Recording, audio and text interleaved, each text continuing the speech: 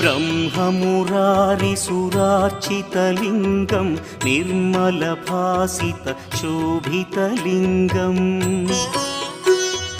जन्मजदुःखविनाशकलिङ्गं तत्प्रणमामि सदा शिवलिङ्गम्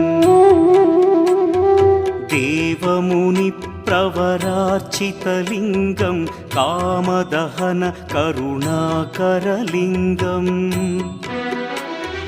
रावणदर्पविनाशकलिङ्गं तत्प्रणमामि सदा शिवलिङ्गम्